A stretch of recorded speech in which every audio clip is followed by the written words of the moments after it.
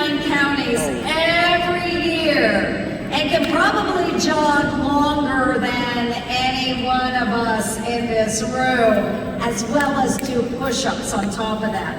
He's relentless in fighting for Iowa agriculture and has been on the front lines of exposing Hunter Biden scandals. He is my mentor and my partner in the United States Senate, Senator Chuck Grassley.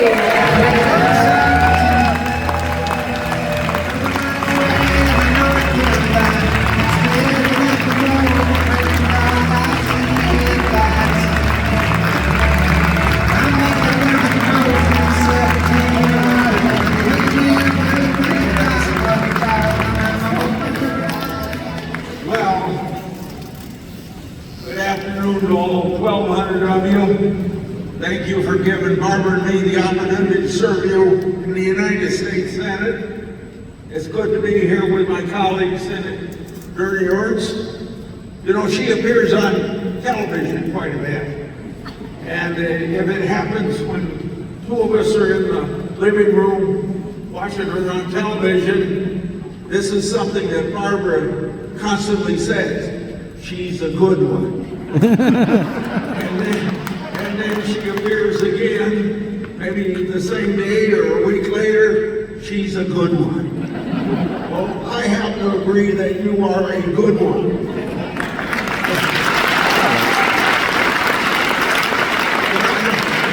I would like to say it this way: she's a good one as a member of the Senate Agriculture Committee for the Family Farmers of Iowa.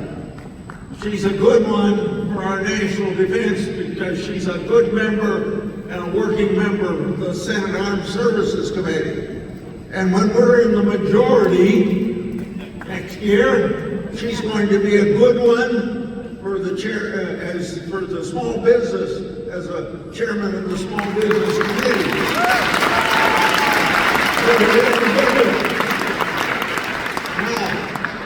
Now, two previous speakers have told you why we need 4 members of the House of Representatives re-elected. But I'd like to point out something in addition about 2 of them being targeted by the Democratic National Campaign Committee. That's Zach Dunn and Miller Meeks. So in those districts, you've got to work real hard for them. Now, I'm not saying don't work hard for Feenstra and Hinson, but when you're targeted, there's going to be a lot of resources going into those districts from the Democrats, and we got to work hard to keep all 4 in, because you would understand it if you were at Capitol Hill with the 6 of us. We work very closely together for the benefit of the state of Iowa. Now,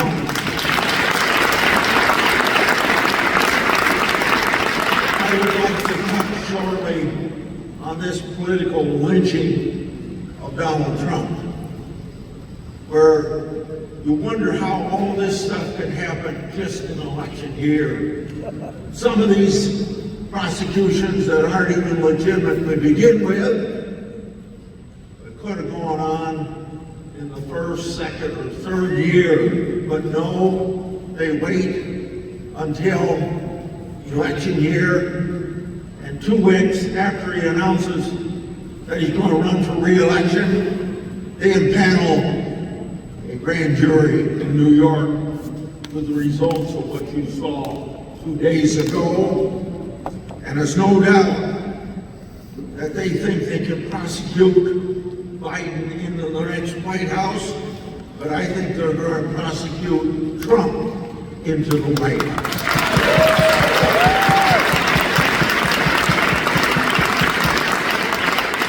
I think before this is all over, we're going to see these cases as a distraction and not as central to the campaign. Because what is central to this campaign is what I hear from these 99 county meetings, of which I've been in all but 42 so far this year. And what I hear at the top of the agenda is our people are sick and tired of the Biden increase in the cost of living, and particularly food and energy. And what I hear about, well, sometimes I hear it like this: Grassley, what are you going to do about the southern border?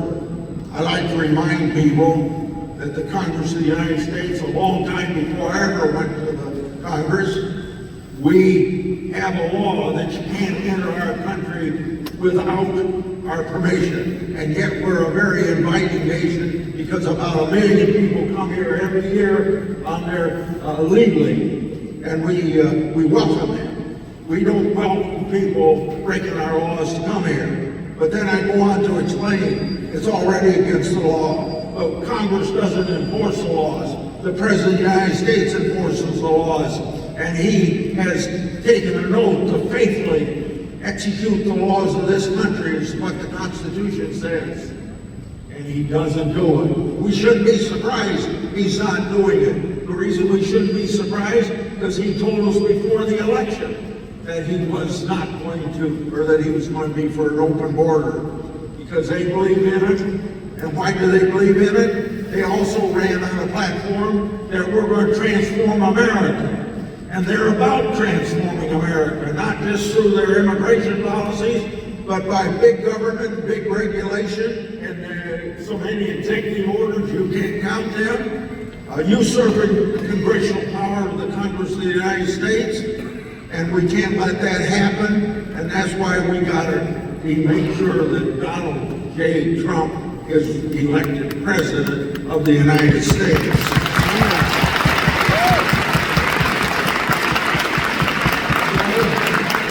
Just like all of you folks out there, just like Tony Ernst, our four members of Congress, we're all going to work hard, because we don't believe in transforming America, we believe in preserving America.